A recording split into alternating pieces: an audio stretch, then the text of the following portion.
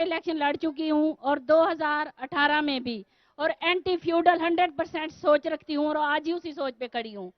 और पंजाब के सबसे बड़े फ्यूडल के खिलाफ कल भी खड़ी थी और आज भी खड़ी हूं। और आज मैं आपको ये 27 साल जद्दोजहद की जो कामयाबी का हासिल है, इसकी मैं मुबारकबाद देना चाहती हूं। और सर ये जो एक पार्टी नहीं है, सियासी पार्टी नहीं है, ये अब अल्हम्दुलिल्लाह एक इदारा बन चुका है। जब मैं सियासत में आई तो मैं मास्टर्स करके, मेरे पास दो रास्ते थे, या तो मैं जॉब करती और अपना घर चलाती, या फिर मैंने अपने एरिया को देखा। जब से पैदा हुई और अब तक यही देखती आई कि एक ही खानदान चलता आ रहा है। और ये आप भी जानते हैं कि पंजाब का आखिरी जिला और वहां कौन मुसल्लत हैं, वो बुत बने बैठे हैं और वो अब उनके गिरने का वक्त आ चुका है। और सर 13 में भी मुझे टिकट मिला, 18 में भी, और जब जीत यकीनी है, बुत वो खोखले हो चुके हैं, वो पुराने दरख्त जड़ों से निकलने वाले हैं, तो सर मुझे टिकट नहीं दिया जा रहा और फिर वहां एक और दरख्त लगाया जा रहा है। और मैं सर रिक्वेस्ट करती हूं कि मेरा हक मुझे दिया जाए। मैंने अपील रिव्यू की है और मुझे मेरा हक मिलेगा sir. I proud of you. Thank you sir. क्या आपको टिकट मिल गया या मिलना है? मुझे समझ नहीं आई। सर मिल गई? नहीं मिला सर, पीपी 264 से नहीं मिला। ये वो वाला जो रहीम यार खान वाला सर हल्का? मखदूम अहमद महमूद एंड हाँ हाँ हाँ, मैं समझ गया, समझ गया। फैमिली कंपनी चलती आ रही है। अभी आज रात है, दुआ करें कि आपको टिकट सर मिल ही रिव्यू जाए में इस रात गई में। हूँ, ये इदारा है और आपने मुझे मेरा हक देना है सर, बाकी आपका फैसला। देखें आपकी ताबेदार। देखें, दुआ में बड़ी ताकत होती है। जरा आज रात को दुआ करें, कोई पता नहीं आपको कल तक टिकट मिल जाए। अच्छा, अब सुनें, देखें, ये जो आपने बात की ना, ये जो खानदानी सियासत है, ये सबके लिए, मैं तहरीक इंसाफ के लोगों के लिए भी ये कहना चाहता हूं कि देखें, बादशाह जो होती है ना, वो खानदान के अंदर होती है, खून की वजह से होती है। यानी रिश्ते की वजह से किसी को क़यादत मिलती है।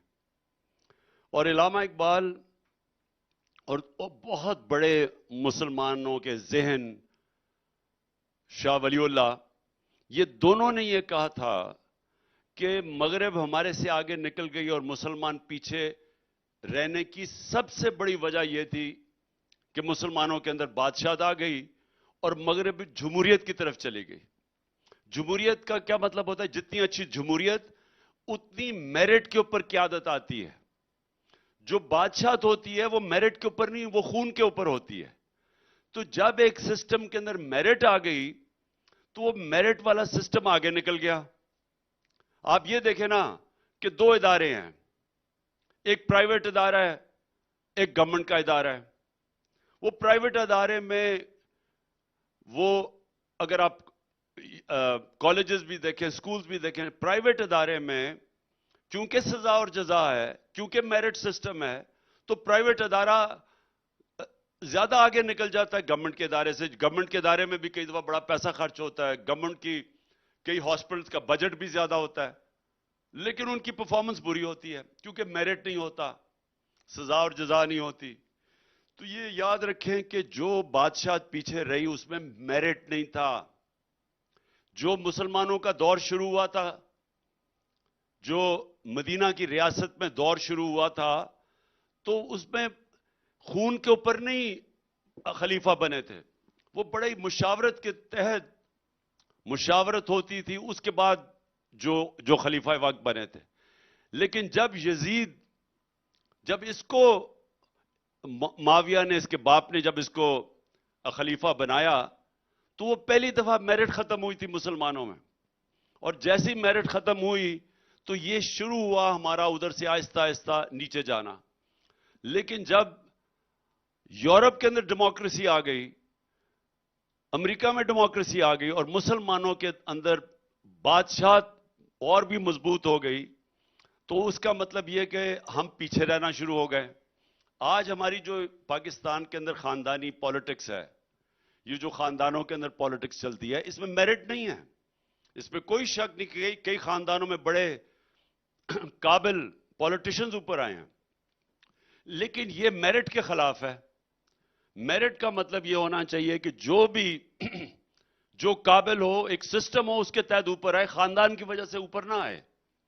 हमारी पार्टी के अंदर इंशाअल्लाह जैसे इलेक्शंस होंगे उसके बाद हमने अपनी पार्टी का इलेक्शन करवाना है, और जब पार्टी का इलेक्शन होगा तो ऑटोमेटिकली पार्टी के अंदर मेरिट ऊपर आ जाएगी। कोई भी ऊपर आ सकता है। जिस तरह मुराद सईद आया हमारी पार्टी में, वो तो एक आईएसएफ से उठ के एकदम ऊपर आ गया, क्योंकि मेरिट है हमारी पार्टी में। इमरान खान के कोई रिश्तेदार तो नहीं ऊपर आए। तो इसी तरह जब हम इलेक्शन का प्रोसेस करेंगे, उसमें इस पार्टी के अंदर मेरिट आनी शुरू हो जाएगी। और वो जो अभी अब बात कर